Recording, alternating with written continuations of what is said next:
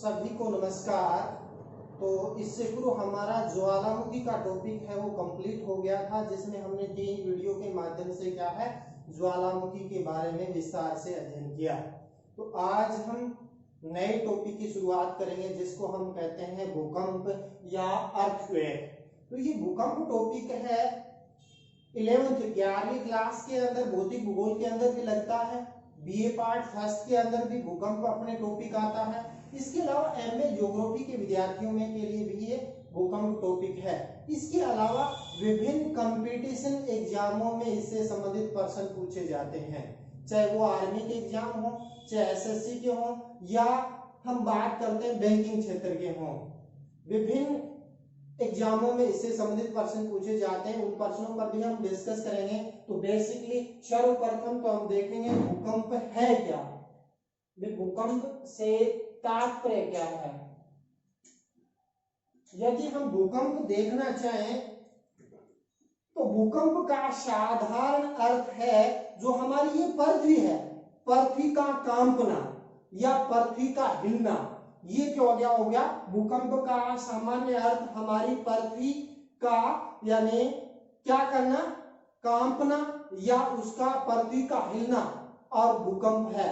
और भूकंप के अंदर देखें तो भूकंप क्यों आते हैं उसके बारे में भी डिस्कस करेंगे कि पृथ्वी में सीधी सी बात है, इससे पूर्व हम ज्वालामुखी टॉपिक पढ़ चुके हैं।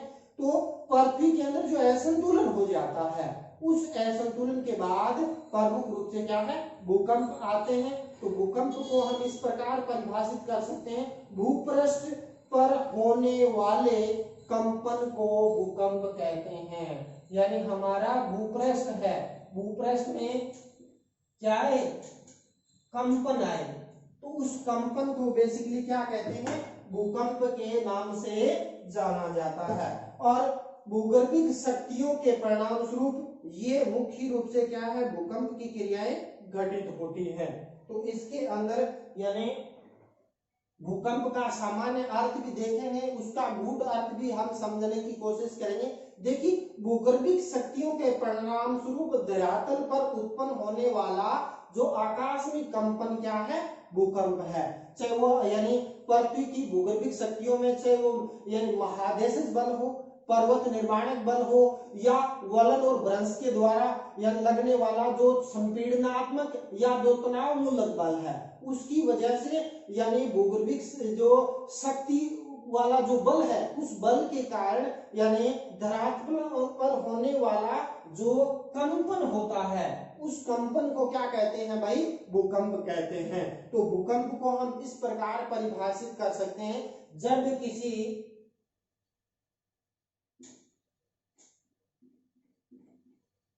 ज्ञात अथवा अज्ञात, जब किसी ज्ञात अथवा अज्ञात बाह्य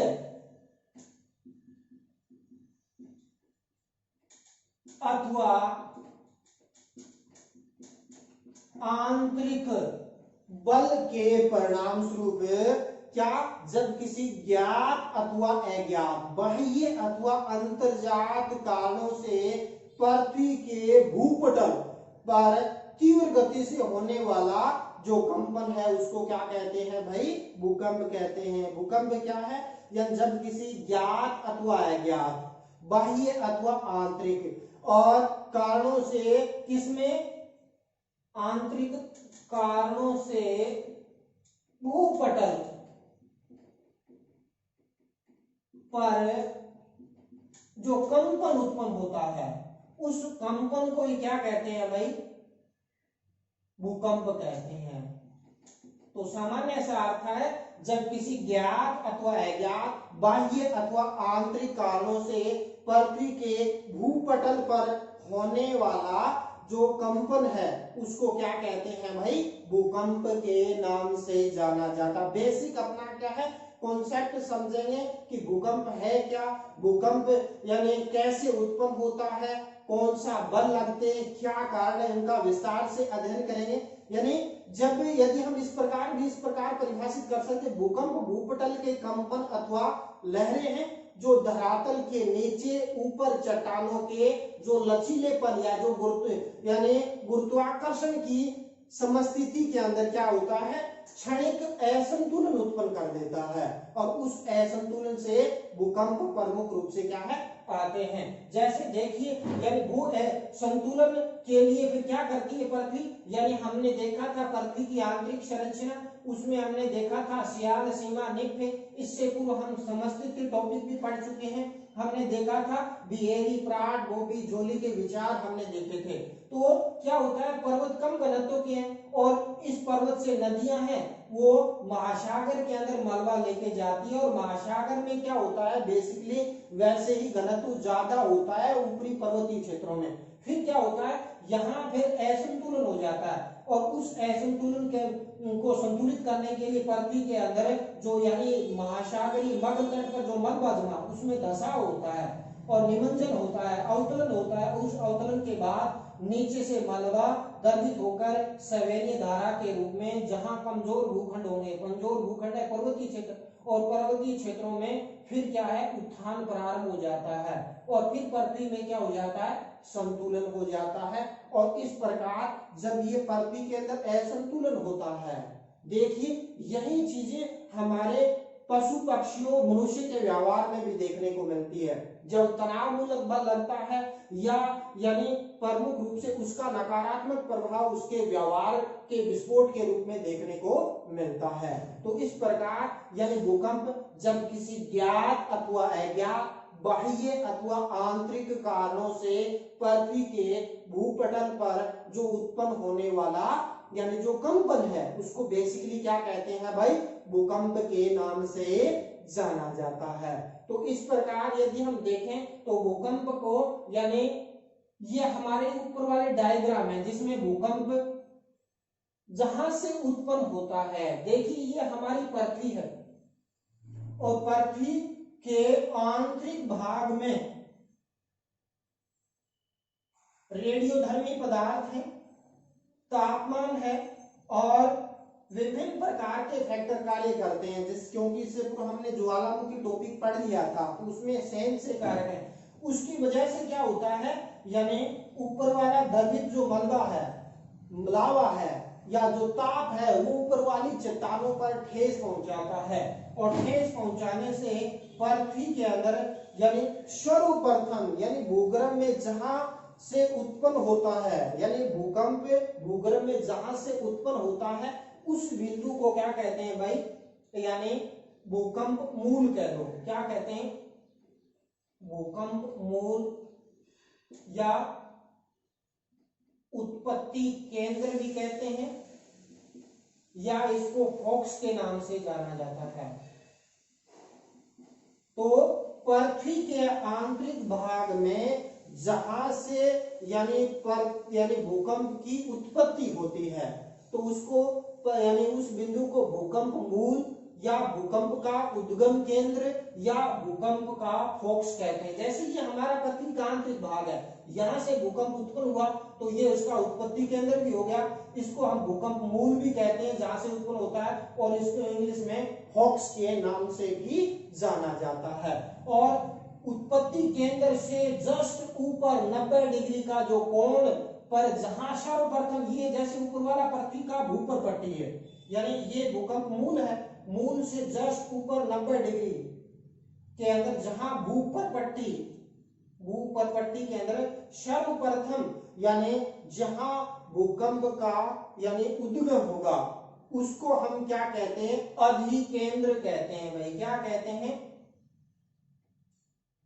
अधिकेंद्र के नाम से जाना जाए। देखिए ये डायग्राम दिया गया यानी यहाँ भूकंप मूल है, भूकंप मूल से जस्ट 90 डिग्री, ये प्रश्न आया हुआ भी है एसएससी के अंदर, यानी भूकंप मूल से यानी भूकंप का अधिकेंद्र कितने डिग्री का कोण बनाता है, 90, 45, 120, 150। तो उसमें यानी 90 डिग्री यानी क्यों 90 डिग्री पर पृथ्वी को यानी कम भाग को चीरकर पृथ्वी के भूपर्पट्टी पर पहुंचना होगा तो इसको पृथ्वी का अधिकेंद्र या इसको एपी सेंटर के नाम से भी जाना जाता है। और फिर क्या होता है, भूकंपीय तरंगे आती है और भूकंपीय तरंगे जिस क्षेत्र के अंदर यानी समान भूपटल तीव्रता वाले जो स्थानों को मिलाने वाली जो रेखा होती है उसको हम क्या कहते हैं, सम भूकंप रेखा कहते हैं। सम भूकंप रेखा बेसिकली क्या है, ये हमारी भूपटल है तो यानी समान भूकंप की तीव्रता वाले स्थानों को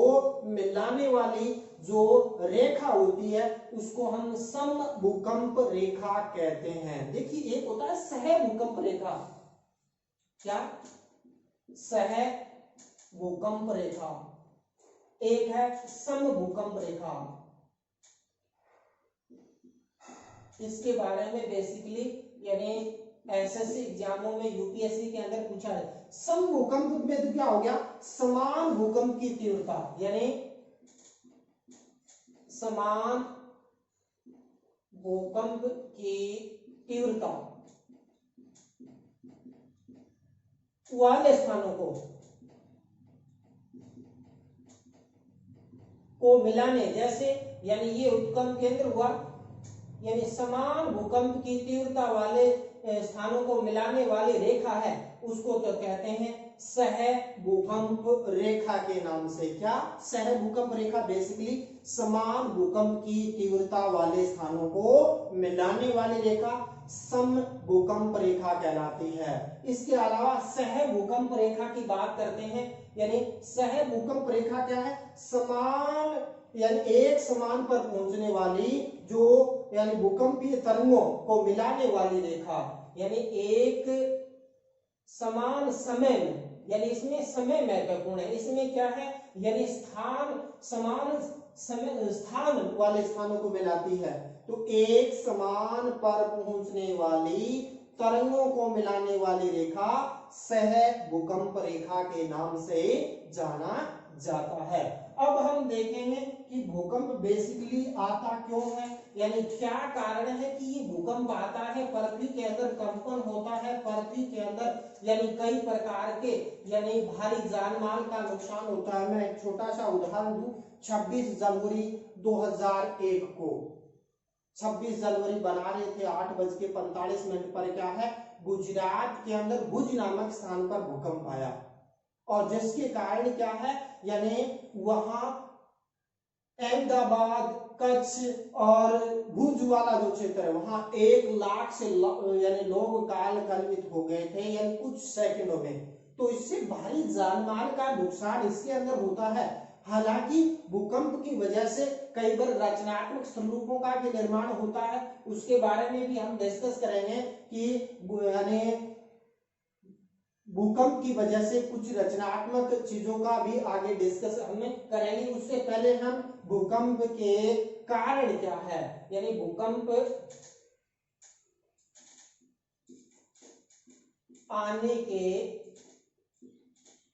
कारण या इसकी उत्पत्ति के कारण यानी भूकंप की उत्पत्ति बेसिकली क्यों होती है उसके बारे में भी थोड़ा सा डिस्कस हमें कर लेते हैं। तो एक तो इससे पूर्व हमने टॉपिक पढ़ लिया था भाई ज्वालामुखी, और ज्वालामुखी में हमने डिस्कस भी किया था कि जब ज्वालामुखी आते हैं तो उससे पूर्व क्या होता है, चट्टानों में हेर फेर होता है। तो हेर फेर से पूर्व जब चट्टानों को तोड़ने से पूर्व ही चट्टानों के अंदर कंपन होता है और उसकी वजह से क्या है यानी भूकंप आते हैं। तो नंबर 1 का क्या हो गया, ज्वालामुखी क्रिया। ज्वालामुखी के बारे में हमने डिस्कस इससे पूर्व कर लिया था कि ज्वालामुखी के अंदर यानी पृथ्वी के आंतरिक भाग में यानी नली या दरार के माध्यम से जो लावा बाहर निकलता है तो उससे क्या होता है, आसपास की चट्टानों के अंदर कंपन होता है। जैसे क्रोकोटोवा ज्वालामुखी के अंदर विस्फोट हुआ तो उसके आसपास के लगभग 48 किलोमीटर क्षेत्र में यानी पृथ्वी में कंपन हुआ और उसके कारण यानी उस क्षेत्र के अंदर यानी तीव्रता वाला भूकंप आया और जल के अंदर जब भूकंप आया तो उससे सुनामी की प्रमुख रूप से क्या है उत्पत्ति इसके अंदर हुई। इसके अलावा हम बात करते हैं माउंट एटना और सिसिली द्वीप पर भी इस प्रकार के ज्वालामुखी जनित भूकंप है वो प्रमुख रूप से क्या है आ चुके हैं। तो ज्वालामुखी क्रिया के परिणाम स्वरूप आने वाले भूकंप है वो ज्वालामुखी भूकंप कहलाते हैं। और ज्वालामुखी भूकंप में हम क्रोकोटोवा का उदाहरण दे सकते हैं, माउंट एटना का दे सकते हैं, जो सिसिली द्वीप के पर ऐसे भूकंप है वो प्रमुख रूप से क्या है आते हैं। अब दूसरा यदि हम बात करें भूकंप आने का कारण, पृथ्वी में सिकुड़न।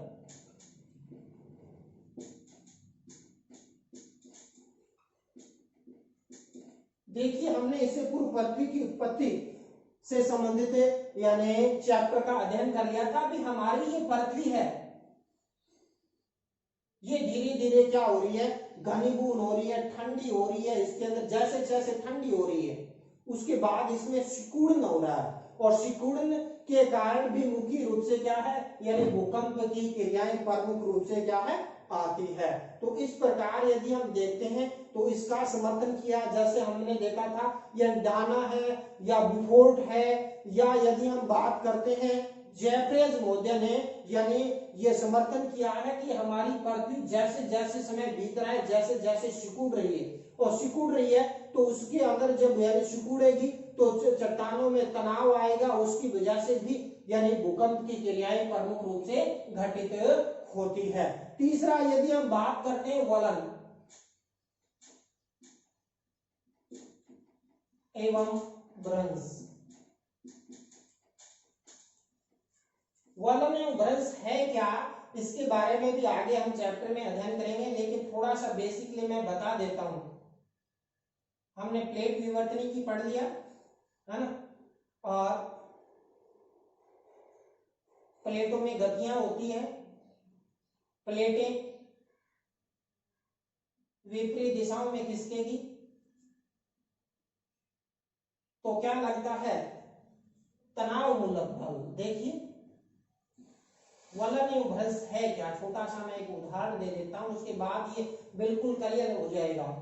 भ्रंश यानी पृथ्वी के अंतर्जात बल, अंतर्जात बल में भाई कौन सा क्षैतिज बल, क्षैतिज बल कौन सा होता है ये वाला होता है क्षैतिज बल। और क्षैतिज बल में क्या होता है यानी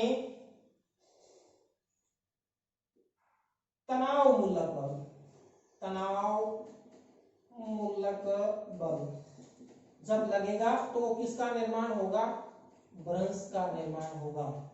और पृथ्वी का अंतर्जात बल, अंतर्जात बल में क्षैतिज बल और क्षैतिज बल में आमने सामने वाला बल जिसको कहते हैं संपीड़नात्मक बल। अब इसको समझिए, देखिए भ्रंश क्या है, जब पृथ्वी के आंतरिक भाग में अंतर्जात बल लगता है। अंतर्जात बल दो प्रकार का होता है, या तो यह ऊपर से नीचे, नीचे से ऊपर जिसको कहते हैं लंबवत बल, दूसरा क्षैतिज बल लगता है। और क्षैतिज बल आमने सामने लगे तो उसे कहते हैं संपीड़नात्मक बल। और जैसे ये कोई चट्टान है उसमें आमने सामने वाला बल लगा तो बीच का मलबा या ऊपर नीचे निमंजित हो जाता है जिसको तो कहते हैं वलन। तो वलन को किस प्रकार परिभाषित करेंगे, पृथ्वी के अंतर्जात बल में यानी क्षैतिज संपीड़नात्मक बल की वजह से चट्टानों में जो लहरदार आकृति में जो मोड़ पड़ जाते हैं उसको वलन कहते हैं। और वलन जब होगा तो चट्टानों में क्या होगा हेर फेर होगा, चट्टानों के अंदर परिवर्तन होगा तो उससे पूरी चट्टानों के अंदर क्या होगा कंपन होगा और उस कंपन की वजह से भी भूकंप आता है। दूसरा क्या होता है यानी पृथ्वी के आंतरिक बल, आंतरिक बल में क्षैतिज बल, क्षैतिज बल में यानी तनाव मूलक बल यानी विपरीत दिशाओं में लगने वाला बल की वजह से चट्टानों में क्या होगा यानी खिंचाव आएगा। जब खिंचाव आता है तो उसकी वजह से चट्टानों में कंपन होता है और उससे भी भूकंप की क्रियाएं आती है। मैंने डिस्कस किया ना भी जीव जंतु का वो नेचुरल इन्वायरमेंट नहीं रहा जिसकी वजह से उसका व्यवहार में परिवर्तन आया, उसी प्रकार मानव के अंदर भी क्या आधुनिक यानी तकनीक कह लो या आधुनिक भागा दौड़ वाली जो जिंदगी है उसमें मनुष्य में कहीं न कहीं यानी एक सामाजिक तनाव आ रहा है। तो उसका यानी कारण यदि ढूंढे तो बहुत से कारण है, उसमें किसी जब एक विस्तार से हम टॉपिक करेंगे तकनीकी का वर्तमान में शैक्षिक युग में सकारात्मक एवं नकारात्मक प्रयोग उस पर हम डिस्कस करेंगे। तो बेसिकली आज अपना चल रहा है भूकंप यानी भूकंप तो वलन और भ्रंश की क्रियाएं आएगी तो उसकी वजह से भी यानी क्या भूकंप आता है। इसके बाद हम बात करते हैं भू संतुलन। चौथा कांड कौन सा है? भू संतुलन। पृथ्वी के अंदर क्या आता है? असंतुलित हो जाती है। और उसका रीजन मैंने बताया कि हमने इससे पूरे समस्थिति टॉपिक पढ़ चुके हैं। समस्थिति में देखा था सियाल, सीमा, नेफे, और उसमें पर्वत हल्के हैं, मैदान यानी पठार उससे भारी है, मैदान उससे भारी है, महासागर नेतल उससे भारी है, और समस्थिति के तारे ये संतुलन कर लेते हैं। लेकिन इसके अंदर क्या होता है, कई बार पर्वतीय क्षेत्रों से नदियां, हिम नदियां है, वो मलबा समुद्र में लेके जा जाती है, और समुद्र में वैसे ही समुद्र की तली वैसे ही अधिक घनत्व वाली है। फिर वो क्या करती है, संतुलन स्थापित करने के लिए यानी जो मलबा है उसका अवतरण होता है, वो द्रवित अवस्था में होकर कमजोर चट्टानों को ढूंढता है, कमजोर चट्टानें मिलेंगे पर्वतीय क्षेत्र, और पर्वतीय क्षेत्र में मलबा वलित होकर पुण्य क्या है, वलित पर्वत का निर्माण हो जाता है, पृथ्वी में संतुलन हो जाता है, और जिसके कारण भी क्या है यानी भूकंप आते हैं। मैं बताऊं भू संतुलन के अंदर यदि हम देखें तो 1949 के अंदर यानी हमारा यानी हिंदू कुश क्षेत्र है, हिंदू कुश क्षेत्र के अंदर यानी पृथ्वी में संतुलन स्थापित करने के लिए यानी यहाँ पर प्रमुख रूप से क्या है भूकंप की क्रियाएं आई।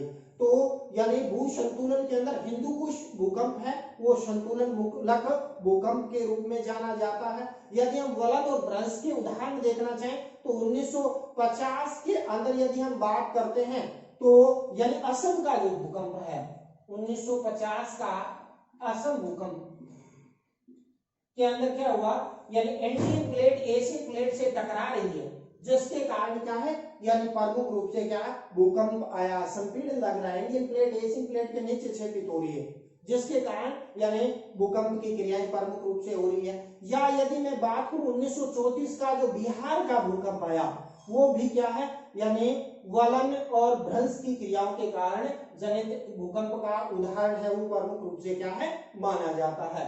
इसके बाद हम देखना चाहें प्लेट विवर्तनिकी।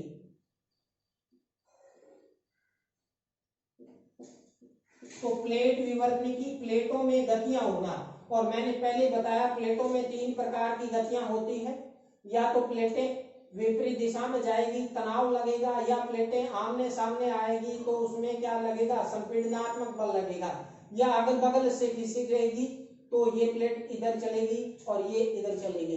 तो उसकी वजह से क्या होता है यानी जो प्लेटों में गतियां होती है तो आसपास की चट्टानों से दबाव हटता है, दबाव हटने यदि विपरीत दिशा में जाएगी तो नीचे से क्या होगा यानी दबाव हटेगा तो ज्वालामुखी यानी उद्गार से पूर्व चट्टानों में कंपन होगा, और कंपन की वजह से भूकंप आते हैं। या आमने सामने जब चट्टानें भिड़ेगी तो उसकी वजह से भी चट्टानों के अंदर हेरफेर होगा और कंपन आएगा, भूकंप की क्रियाएं प्रमुख रूप से होगी। या अगल बगल से खिसकेगी तो भी चट्टानों से हटेगा, तो जिसमें भ्रंशन की क्रियाएं होगी और भ्रंश मूलक भूकंप का उदाहरण होगा। मैं बात करूं प्लेट विवर्तनिकी के कारण यानी 26 जनवरी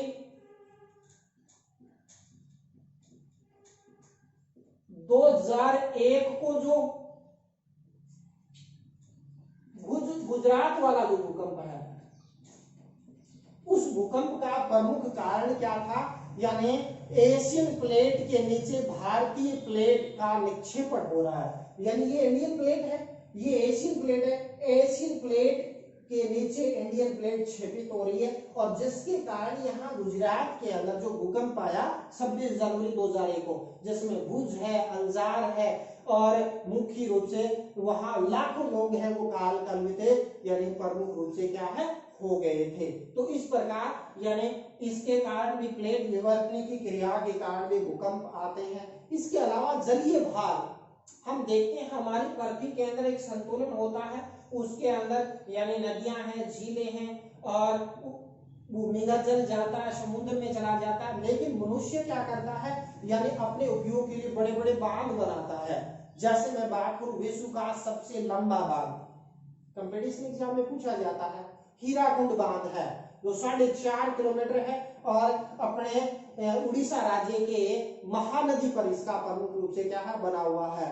या विश्व का दूसरा सबसे ऊंचा बांध भी भारत के अंदर है, कहाँ है, और यानी कंक्रीट का बना विश्व का दूसरा, अमेरिका के यानी बांध के बाद दूसरा सबसे बांध है गुजरात के अंदर है। मैंने हिंट दे दी, इसको आप अपने कमेंट माध्यम से दें। यानी कई बांध है, चाहे वो भाखड़ा बांध हो, चाहे नांगल बांध हो, या हीराकुंड बांध हो, या यानी सरदार सरोवर बांध, जो भी बांध है वर्ष यानी जल एकत्रित होता है, जल ज्यादा होता है तो नीचे दबाव फैलता है और दबाव की वजह से चट्टानों में हेरफेर होता है। यानी 1967 के अंदर गुजरात यानी महाराष्ट्र में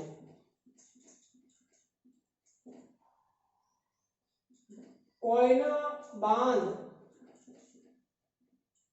के अंदर क्या है, यानी बांध की वजह से कोयना भूकंप आया, जिसको जल जनित भूकंप का उदाहरण है, वो प्रमुख रूप से माना जाता है। ये प्रश्न पूछा भी गया था यानी यूजीसी नेट के अंदर, यानी निम्न से जल जनित उदाहरण का यानी प्रमुख उदाहरण कौन सा है, तो यानी 1967 को कोयना बांध के अंदर यानी जो दबाव की वजह से टूट गया और उसकी वजह से क्या है आसपास की चट्टानों में हेरफेर हुआ और भूकंप की क्रियाएं प्रमुख रूप से क्या है घटित इसके अंदर हुई। इसके अलावा हम बात करते हैं प्रत्यास्थ पुनर्चलन सिद्धांत। प्रत्यास्थ पुनर्चलन सिद्धांत, जिसको हम इलेक्ट्रिक रिबाउंड थ्योरी के नाम से जाना जाता है। एफ रीड महोदय ने यानी मुख्य रूप से प्रत्यास्थ पुनर्चलन सिद्धांत का प्रतिपादन किया। यानी एफ रीड महोदय ने बताया जिस प्रकार यानी कोई रबड़ होता है, रबड़ को हम दोनों तरफ से खींचते हैं तो उसमें क्या होता है एक सीमा तक तो वो खींचता है, उसके बाद धीरे धीरे उसके अंदर यानी ज्यादा दबाव डालेंगे तो रबड़ टूट जाएगा। तो उसी प्रकार हमारी पृथ्वी में विभिन्न प्रकार के प्राकृतिक कारकों, सूर्य का ताप, चट्टानें फैलती है, सिकुड़ती है, फैलती है, या अन्य जो कारक है उसकी वजह से चट्टानों में फैलाव सिकुड़न होता है, लेकिन ज्यादा सिकुड़न यानी तनाव आएगा। जैसे हमने देखा ना जब दो प्लेटें विपरीत दिशा में जाएगी तो एक सीमा के बाद टूट जाती है, और उससे भी यानी मुख्य रूप से क्या है जिस प्रकार हम रबड़ को खींचते रबड़ टूट जाता है, उसी प्रकार क्या है हमारी पृथ्वी के अंदर भी क्या है एक सीमा के तक तो उसमें क्या तनाव सहने की क्षमता है, लेकिन उसके बाद उसके अंदर क्या है यानी इस प्रकार की घटनाएं घटित होती है, जिसको हम प्रत्यास्थ पुनर्चलन सिद्धांत या इलेक्ट्रिक रिबाउंड थ्योरी में यानी एच.एफ. रीड ने बताया जिस प्रकार एक रबड़ को खींचते हैं तो उसमें मुख्य रूप से क्या एक सीमा तक तनाव सहन सकता है, उसी प्रकार हमारी पृथ्वी है, उसी प्रकार हमारे जीव जंतु है, इसी प्रकार मनुष्य है। मनुष्य पर जब दबाव आता है तो एक सीमा तक तो संतुलन स्थापित करता है, लेकिन बाद में धीरे धीरे उसके अंदर यानी तनाव सहने की क्षमता नहीं होती तो फिर क्या है वो गलत कदम उठाता है। तो इसलिए यानी इसके माध्यम से हम यानी बहुत सी कुछ चीजें सीख सकते हैं। तो ये जो 5-6 कारण हैं वो प्रमुख रूप से क्या है भूकंप आने के कारण है। तो इस प्रकार यानी जो प्रत्यास्थ पुनर्चलन सिद्धांत या इलेक्ट्रिक रिबाउंड थ्योरी के आधार पर है यानी एच.एफ. रीड ने बताया कि 1972 कैलिफोर्निया का भूकंप का जो भूकंप आया उसका प्रमुख कारण क्या था, यानी प्रमुख रूप से यानी रीड ने बताया प्रत्यास्थ पुनर्चलन यानी सिद्धांत के आधार पर बताया कि यानी पृथ्वी के अंदर जो तनाव लगा और तनाव की वजह से यानी इस यानी कैलिफोर्निया का भूकंप है वो प्रमुख रूप से 1972 के अंदर आया। तो इस प्रकार आज हमने बेसिकली भूकंप है क्या, भूकंप के अंदर यानी कहां से उत्पन्न होता है उसको क्या कहते हैं, उत्पत्ति केंद्र कह दो या भूकंप मूल कह दो या फोक्स कह दो, जहां सर्वप्रथम भूकंप का यानी धरातल पर प्रकट होता है उसको अधिकेंद्र या इसको एपिसेंटर के नाम से भी जाना जाता है। भूकंप को हमने पढ़ा तो मैं एक बार तुमने शॉर्ट में बता देता हूं, जब किसी ज्ञात अथवा अज्ञात बाह्य अथवा आंतरिक कारणों की वजह से पृथ्वी में तीव्र गति से जो कंपन उत्पन्न होता है उसको भूकंप के नाम से जाना जाता है। तो इस प्रकार ये 6 कारण देखे। ज्वालामुखी क्रिया, पृथ्वी में सिकुड़न, वलन में भ्रंश, पृथ्वी में भू संतुलन, प्लेट विवर्तनी की और प्रत्यास्थ कुंतलन सिद्धांत जो एच.एफ. रीड महोदय ने यानी प्रमुख रूप से क्या है दिया। इसके अगले जो पार्ट है उस पार्ट के अंदर हम बेसिकली भूकंप कितने प्रकार के होते हैं और भूकंप का विश्व के अंदर वितरण क्षेत्र कहाँ कहाँ पाया जाता है और भूकंप क्या क्या नकारात्मक और सकारात्मक प्रभाव पड़ते हैं उसका भी विस्तार से अध्ययन करेंगे। तो इसी के साथ आज का टॉपिक यहीं समाप्त करते हैं। जय हिंद, जय भारत।